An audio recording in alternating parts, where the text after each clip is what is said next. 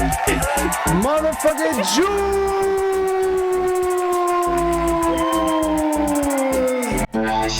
There she is! There she is!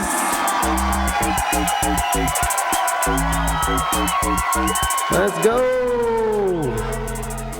We did it. We fucking did it, man. We're out here. We're living our best lives. Are you like? Did you take work off to do this? No, I worked this morning and I took a long lunch Very for a long. few hours. Dang, that's dope. I And I wish have to go back in at like 6. It's totally fine, and it's all. I appreciate you. I appreciate you sticking with it, honestly, because I didn't. I know that this can be frustrating. It was all our ish talking that made this interview work. That's right. That's right, Raina. You did it. You did it, G. Anyways, Jules, welcome in. What do you do? What is your day job? Thank you. I work at a smoke shop, actually. It's called Lefty's Tobacco. Shout And out lefties. yeah, they're amazing. We just opened the store this week, so everything's like brand new. Oh wow. And it's awesome. Everyone's really nice there. And yeah, I just started. Today was my first day. Oh shit! And you took a long ass lunch break. I was allowed to. Like, so wait, is it a smoke shop as in like that you guys sell like pipes, or you guys actually sell like weed? We don't get to do that in Ohio yet. So we get to sell pipes and glass and like papers and stuff. And then it's like a cigar shop. It's like a high-end cigar shop. I gotcha. Cool. Okay, yeah. Okay. So it's like a tobacco smoke shop, not like weed and stuff.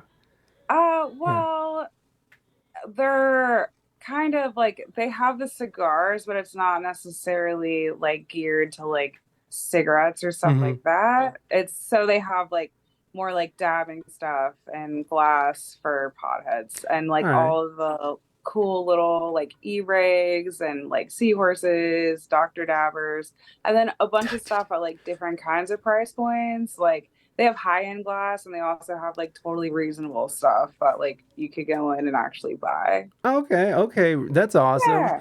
I've been kicked out of a head shop because the dude was coming off of drugs and he said, "This is the 10%. Get the fuck out of my store sale." He's like, everything's 10%.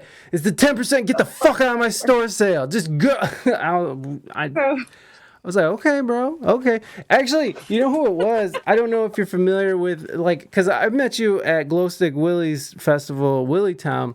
But it was this dude named Wild Bill who puts on a free acoustic hookah show. Are you familiar with acoustic hookah at all? I love acoustic hookah. Okay, so yeah.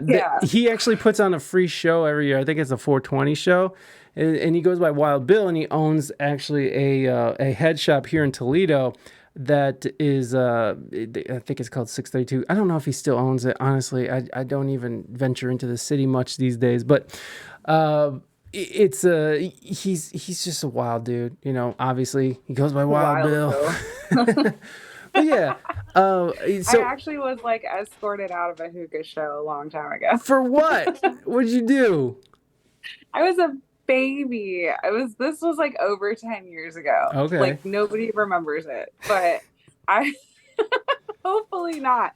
But I was like out of my mind, and I like walked up on stage and I tried to like sing. I can do this too. Come on. It was pretty bad. Hookahville. Yeah. Top like probably the worst thing I've ever done. That's sick. Listen, I've gotten on stage before too. Do you know what Afro Man is? Yeah, of course. Have you ever seen that video where he fucking like, which it's not funny at all. The part that makes it funny, have you seen that video where this girl gets on stage with him and he just like knocks her out and then just goes right back to play? It's horrifying, but it's like the funniest shit you've ever seen in your life. It's terrible. It's so fucking. You? No, oh God, no. I tried. I stopped beating women a long time ago. I'm just joke. Terrible joke. Hold on. Let's see. I got it. but yeah, no, I've gotten on stage before, and the guy was not yet moving Dutchman. I'll get it. I promise I'll get it. I was like high on acid, drunk off my ass, and it was a big, yeah, exactly. It's what happens, man. But it was this really great guitarist named Jeff Coleman who has a band with Chad Smith from Red Hot Chili Peppers. Anyways, he's from Toledo, the guitarist, and so we ended up in. He's one of my good friend's father's friend or whatever. I don't know. Anyways, it's an outdoor amphitheater, and we're in Chula Vista, California, and I like walk over all these benches, get on stage, and I'm just standing there like, and dude's just like, get on stage. Go straight, and he's trying to sell. It was horrible, and like I was such a jackass then. But it's okay. So they escorted you out of the entire concert?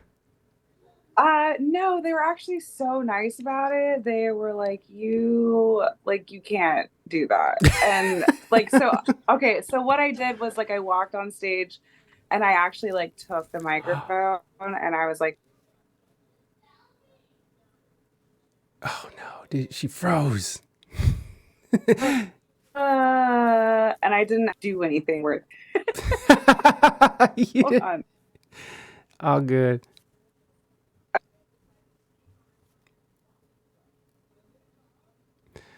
Yeah, being on stage, going on stage while other bands are playing is not cool, man. But you know, hey, you're young, you do things. Hold on. You're young, you're drunk, you're high on acid. It happens. It happens. All right, this is tight. This interview couldn't have gone any better. I swear to God. Hold on. Boom. I gotta get. Oh, she left. Hopefully she comes back. Anyways, you know, today it's a laid back day, folks. It's a laid back day. Afro Man punches fan. There. The best part about this video is, again, it's a terrible, horrible video. I don't think it's fun. It's not cool for dudes to punch women. He unloads a devastating punch. That's what the headline says. All right, we're going to go over here and we're going to wait for our guest to come back. And we'll see if she comes back. Hold on. Shit. There we go. Her name reminds me of a short music video. Where's my jewel? Where's my jewel at? Where's my jewel at? I don't know what that is. Okay, here's the video. This is, watch this. She comes on stage. He's in solo. Look, she's all wasted. Look at, now she's gonna dance on him. Bam, bitch! But wait. Ready? Does not lose a beat. Does not lose the beat. Punches this poor girl. Punches this bitch in the face. Does not lose it. Does not lose it at all. He just. It's not funny. It's not funny at all. But it's hilarious. Look, he's just like solo. Here she comes. I'm gonna dance with him. Boom! But look, ready? Right, doesn't miss a beat. He's right back into playing. That girl is like, why did you just punch my friend? Look, violence against women is not funny. But punching a lady on stage and then going right back to soloing, like, and without missing a beat and staying, like not even losing, funny. That's funny. It's just, it's look, I know I'm burying myself here, but he just pushes her at the neck. That's it. It wasn't anything bad. Just at the vid. Cops hauled the Afro Man off stage, and he knows why, because he punched a female fan in the face instead of getting high. Oh my God, they're over here fucking making rhymes. TMZ. Just a love tap. Well, look, it kind of goes off of what we were saying about like going on stage while someone's performing is so disrespectful and rude. Like it's not cool. Don't go on stage unless they say, "Come on stage, everybody." Don't go on stage while other people are performing. That's their livelihood. That's their job. It's not anything like that. That girl was drunk, of course, and silly, but it's still like, don't do it. Learn from Afro Man's mistakes. The rapper was performing in Biloxi, Mississippi, Tuesday night when a woman somehow got on stage and started dancing next to Afro Man. And then suddenly, without warning, he turned around and landed a right-handed haymaker to her face. He obliterated the woman, who went down hard, but Afro Man kept performing. Witnesses say she was bleeding and crying, but somehow she managed to get up on her own. Well, Cops eventually stopped the show, escorted him off stage, and arrested him outside the venue. He was booked for assault. And here's Jules. She's back. She's back, everybody. Let's get her back on screen. Let's admit her into this place. Julia.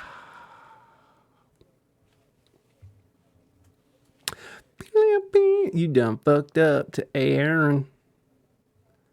All right, let's see what's happening. She's connecting. She can't hear you, but she is connecting. Cops eventually, he was booked for assault. Afro Man's rep says the rapper had no idea if the fan was a man or a woman. He just reacted. Hey, you're back. You're back. We're making this happen. Oh, my bad. It's all good, bro. It is all good. So we were just sort of going over what happened with Afro Man and the funny not funny video, which just for your benefit, we'll play it again. Okay, thank you. So I get to see the girl that. Yeah, you get to see Afro Man abuse a woman on stage. It's great. Hey, okay. Hi, Carolina. Hola, ¿cómo estás? Welcome. So, again, this isn't funny, but look, she's drunk on stage. He's like, bop! Terrible, right? But then, without missing a beat, he goes right back to playing music. It's not funny. Well, I told him about how I walked up on stage at hookah. I'm just glad Dave Katz didn't. No, Dave I know. Katz did not punch me. Yeah, Dave Katz, Sweeney didn't swing a guitar at your face, okay? Everybody. They held my hand and they were like, sweetie, like you can't. Right. It's okay. You were just come down here, and they like escorted me like away from the stage. But here's what I like about that story is that you got on stage with this confidence that you're gonna go up there and sing along, and then all of a sudden, oh my God, you got up there and you couldn't even say anything. I was so spun, and I'm like, it's been that long since I've ever been that spun. Never again. I was like, never. We're never doing this again. Well, I would say that my boyfriend was in the lake. He was in the lake? Oh, my best friend just reminded me. Yeah, they escorted me off stage, and then she's like, where's your boyfriend? And he was in the lake. He jumped into Boston Lake. Why was he in the... He just wanted to go swimming? It's too much LSD. Yeah, that happens. It happens. Sometimes you take a lot of LSD and you jump in a lake or you get on stage with people. It happens, man. It happens. Anyways, no, so... I know you gotta go here in like 10 minutes, so we'll try to keep it brave. Yeah. I like it. It's fine. My first day at work. It's cool. Don't worry about it. Well, I like that. I would like to think that I wasn't that spun at the Willie Town show when we met. I was pretty fucked up, but you actually saved my life that night by giving me antacid. So like you allowed me to be able to drink more than my body was telling me not to. So I That's that I owe a debt of gratitude to you because I was able to keep oh. drinking like a mess. It was great. It was great. Oh yeah, that's what the mom in the friend group is for. You'd think that we're gonna tell you to stop drinking, but we're actually gonna teach you how to keep going. We enable. We enable. If it was a man bothering a female performer like that, it would be okay. Yes, moving Dutchman. I think you're right. If a dude went on stage and Afro Man was Afro Lady, and it was a dude trying to dance on her, and he punched her in the face, she would be celebrated. But we all know why, right? Like we all know why. It's like fucking. And first of all, no one should hit anybody, right? I mean, can we agree that no one should hit anybody? Like violence is not the answer. She's like, well, I mean, maybe sometime. I mean, Sometimes you gotta body a motherfucker, you know? It's just how it goes. But I'm happy I wasn't bodied, but me yeah, too. Me too. If we want equal rights, you better slow down, gentlemen.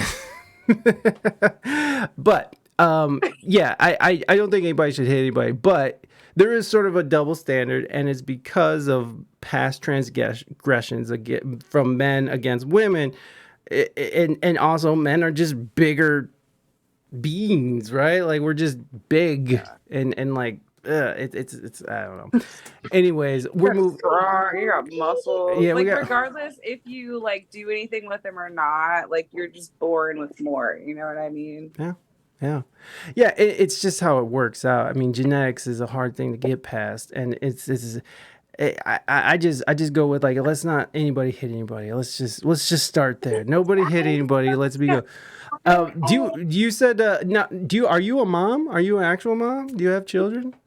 A real life mom. Yeah. Oh, that's I awesome. How old are your kids? Or kid? Sorry, I don't know if you have I kids. have two kids. One is 9 and one is 10, fourth Oh, and fifth grade. And whoa. then my best friend brought over her 4-year-old too. So we usually have like up to 5 kids at my house at any time. What? Hey, that makes it more interesting. My son is 9 years old, and he is a lot. He's a lot, a Oh, lot. little guy. But There's one of them. Yeah, I bet. well, we got one, and then we got another on the way. So Oh, kind of a congratulations. thank you. We got a little girl coming, and I'm pretty excited to have a little girl going. Um, but yeah, so I guess we should talk about your music since we are a little bit limited on time here. So what got you into music? What got you playing? How did you fall into that? I am obsessed with music. So I was like real little. My parents would like take me to church, and I was like if you could rage like the front row of a church, that's like what I was doing. So my dad would like hold me up on the pew like in the front, and I would stand and just be like, yeah. And the music was lit, honestly. And so I learned how to like sing, doing church choir, and I did like African dance and learned how to play the drums. Oh, that's So sick. then, yeah, it was tight. And then like church kind of wasn't really my like thing, so I was like, but I still wanted to do music, so I played the cello for a long time, and then I just always like took voice lessons like throughout my career. So I started singing like opera and classical music. I sing with the Cincinnati Symphony in the choir. So we're gonna do a Cincinnati opera uh Hamlet like in November. Oh, So really? that's like that side. Yeah. And I'm super stoked. We're gonna like wear costumes and be staged with Cincinnati Opera. And then I also like started playing the piano like kind of throughout that time, just like for fun. Hmm. And I wanted to write my own stuff without just doing the lyrics. So I've been a vocalist like my whole life. I played strings, and now I kind of play the piano. That's like what I practice every day. Mm. Because I just want to like I listen to Nina Simone and I'm like, fuck, I gotta like do that. You know what I mean? I Like do, I do, man. I that document. I Did you listen to see? Dave Katz and I'm like, shit. Oh, dude, Dave is a murderer, man. Like that dude, I love what he does with the piano. He thinks he sucks. He thinks he's not like that great, and it's funny. It's funny. You hear that a lot from like Yeah. really good, respected players who hold a high standard to themselves. And like Chris from the Works, I don't know if you know the Works, but Yes, of course. Chris from the Works, he said that We're in Ohio. yeah, I know.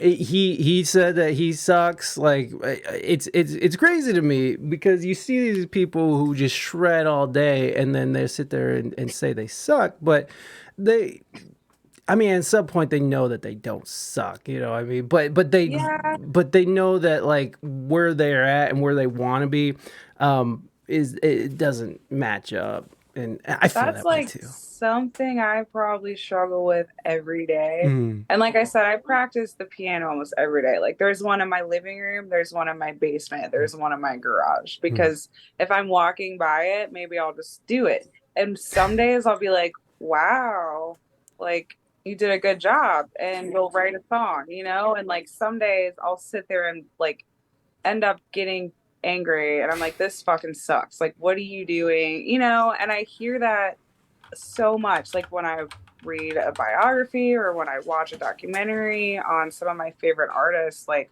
and I guess it helps me feel better about feeling that way, you know, with like imposter syndrome. Like, mm.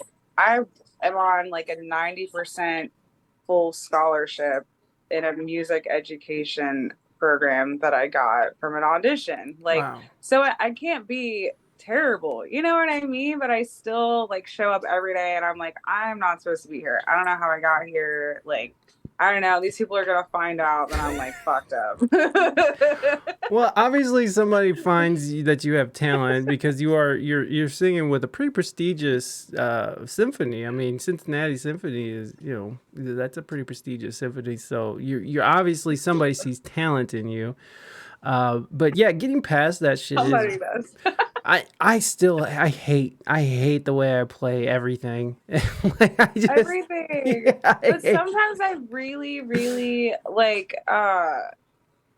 sometimes I feel really good about it. And like those times when like okay, I came up to Willitown and I was just gonna say Friday night and I ended up talking to Liz Vega actually and she like talked me in to I literally drove back to Cincinnati because I had to go get my kids and she's like, no, you gotta come back. Like I heard you can play the keys, get your instrument, we're gonna do a talent show tomorrow night. Yeah. And I was like, she like grabbed Ralph. She's like, what day, what time are you doing it? And I was like, you guys, like, are you like, all right? And she fully talked me into it. I already wanted to, Yeah. but and so like I got up there and I was so fucking scared because playing with a band is cool, but like playing by myself, I was like, shit. And my songs are the songs I really, really know.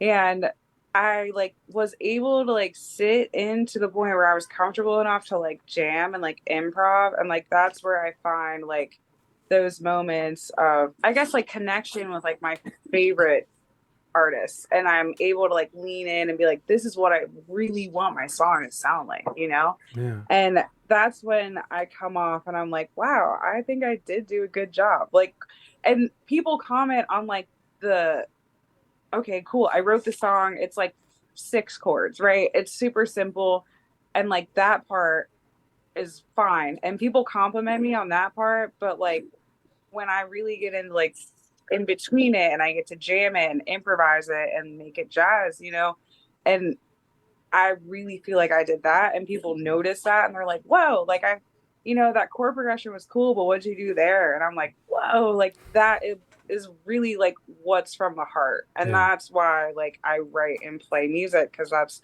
the only way I can portray that. Like the words are cool, the chord progression's cool, but like the vehicle of like where it goes. And that's probably why I'm so fucking into jam bands and shit. Cause I'm Mm. like the vehicle of like where that went and where this band just took it. Mm-hmm. And then we came back into the song. that's where like the art of music is. Yeah. And like that's all I can practice scales like all day and do all that shit, but that is what gets me there. Hmm. And then I feel good about what I've done. Yeah. And then it's okay. And then I accept myself. Look, no, And then we're good. I feel that though. I feel that a lot too because I mean, some of my first, favorite types of music was jazz, and then jam bands and such. So it's like the idea of being able to take a piece of music and elevate it to, to a level that that you've never taken it before. You're in those moments where you're really connected to, especially like in a jam, right? Like if you're really connected, Yeah. you find yourself sort of going outside the bounds of what you're comfortable with, and you find yourself going outside the bounds of what you even think you're capable of. And Yes. that's where like really a lot of growth happens. I've always been a fan. Like my first band ever was just a completely improv freestyle band, which we sucked, but we thought we were cool. I was young, but It was like a learning process. it really is. It's so I absolutely agree with you, and that's the biggest thing that I miss about playing with bands is the jam, because man, I love to just it's just fun to ride the wave It is. And and that's something I like struggled with too, because being like a classical musician my whole life, I showed up to open jam and I was like, shit, like cool. There's no piece of paper in front of me. There's nothing. They're like, hey, this might be in this key, but also we're bluegrass musicians, so we don't really know. Like yeah. and we're just gonna do it. So like you're gonna follow along or you're not. Right. And like and that to me was so fucking cool. That was so tight. That same hookahville, it was like spring hookah after I lost my shit. And I came back, right? And it rained all weekend and it flooded. And the Rumpke Mountain Boys played all night. And I'll Wow. never forget if there was like a foot of water like up at the stage and Rumpke's still playing, playing all night, like till the sun came up. And there's a video of me just like dancing to it with the tie-dye that I threw in the woods. Yeah, tie-dye. That was that's the same festival she ran on stage and her boyfriend was swimming. Oh, it was the same festival. That was a really long weekend. We had a great, like the first day was cool. We had a great time. Yeah. But the second day was a little rough. This stupid Zoom is giving us about 10 minutes left. Do you have more time, or after 10 minutes you want to call it a day? It's totally fine either way. I guess I'll probably have to call it a day. That's so I totally can go back to work. I'm not used to having a structured job. Oh, really? So do you mostly do music? Is that what you do? Yeah. Okay. Yeah, I do music and teach classes. So I do like a songwriting class and like a fun with music class. Oh, that's cool. And I do like substitute kind of like music therapy stuff. Oh, wow. So it's super flexible. And then I'm on a break, but I'm generally a full-time student. So that's what I would be doing like during the day. Right. And then, I kind of like gig and do music like around that. Yeah. Yeah. I don't know, man. Those hookahvilles, it's always an adventure there. When I interviewed Dave for the show, I told him, because I was just, it was hookah confessions, and I was just like, I gotta tell you, man, there's about 3 or 4 hookahvilles or hookah events that I just totally snuck into, and I'm sorry. And he's just like, so you're the guy. And I'm like, no. So one guy really? Yeah, exactly. He was joking. He's like, so what? You owe me a few $100s, huh? I was like, hey, I'm sorry, I'm a little short. But yeah, I love that those guys have sort of kept this tradition going for so long. Like I just love that they keep that vibe alive, and to see so many other bands, especially here in Ohio, sort of follow in their footsteps and do these amazing festivals. And I Yeah, remember, we're kind of spoiled in I Ohio. agree. Like, I think it's to be something that's very, honest. yeah, I think it's really something special to Ohio because even when you think about like the pandemic, motherfuckers were still throwing festivals, even if they were just small little like hippie festivals out in the middle of And Ohio. Nelson's Ledges was lit. Dude, Ohio fucking goes off even during pandemics, son. What did we say? Ohio rages harder. I believe that. And like when you think about like I mean, people talk so much shit about Ohio, but I like it here. I lived in California for like 15 years, and seeing how California has sort of dropped off of just it's just lawlessness and fucking elitism and you can't afford to live there, and if you're poor you don't belong, and it's like Damn. it's crazy. I mean, the East Coast, right? The coasts are crazy, but Yeah. but to see Ohio like exercise their freedoms and to be able to, you know, we were open up. Like I was in February 2021, I was in a stream. Oh, hello, child. Hey. Hi, Beth. I howdy. In February 2021, I was in a steam room with like 4 other men, like not giving a fuck. So it was Ohio goes hard. Ohio goes hard. Yeah. I went to the like the very first Dave Chappelle like little shows that he threw. Oh, And it no was shit. the coolest shit I've ever been to. 'Cause, like, and I was like, hey, because they were all spaced out, right? Yeah. It was all safe. There was no alcohol. I thought that was cool. Yeah. And it was like I could get used to people staying 6 feet away from me. And my friends, like, there were only like probably like 50 spots, so probably like 100 seats at total at all. Wow. And just like in this field, and there's like a gazebo, you know, and a couple little trucks around it, so it felt a little festival-y, but it was like nobody was like right on top of me, so it was like yeah. Well, I mean, sometimes at those hippie festivals, by the third day, you know, people are really starting to freshen up. So it's not. I like the space too. The space was great. The pandemic was okay for me. Like I wasn't. It was horrible that people were dying, but like I was not. I was like, I'll stay home forever.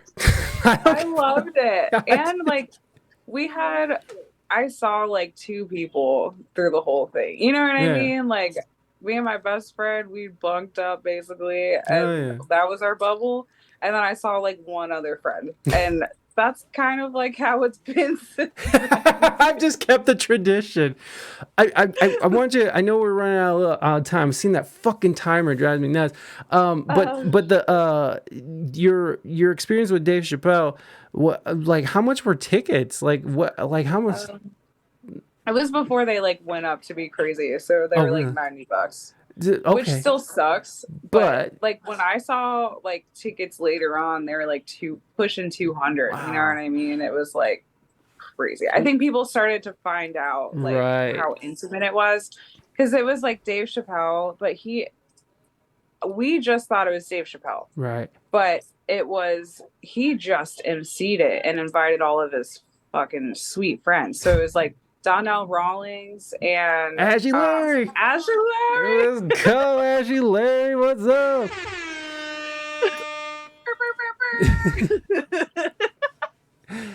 Somebody used to call my son Ashley Larry because his name's Asher. It doesn't matter who it was. And so he came out, and then fucking David Banner came out and just like did this freestyle whole entire thing, and then Brother Ali came out and just like he started out doing this like spoken poetry stuff and just freestyled, and it was the coolest shit I have ever seen.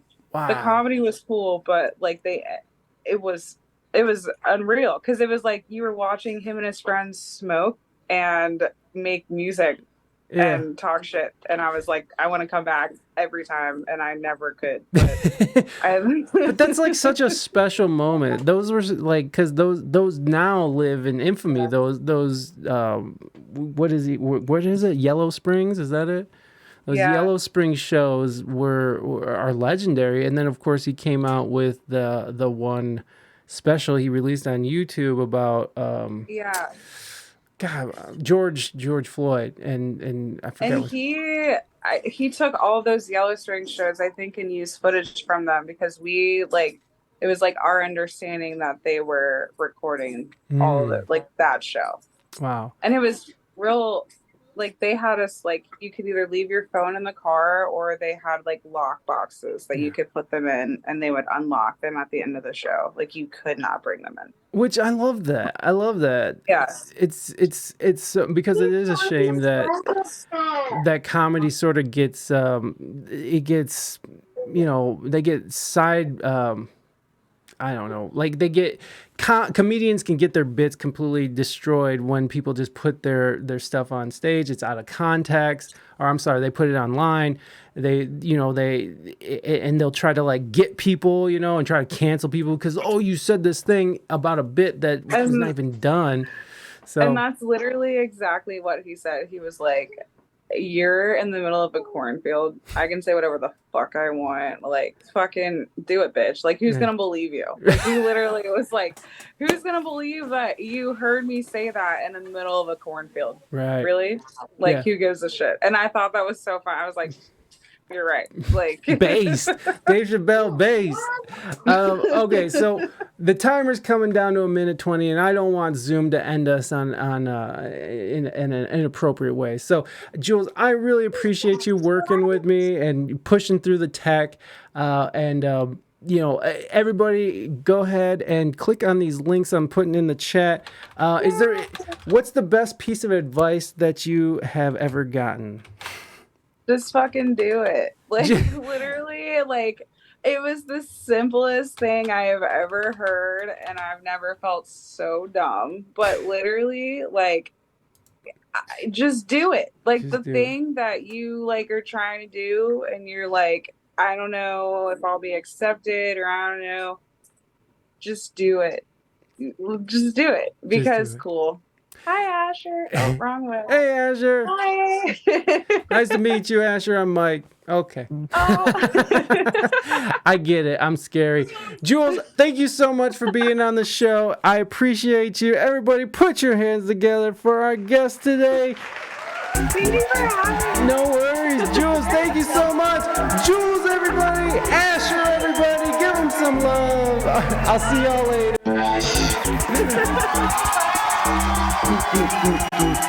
There goes Juls and Asher, yeah.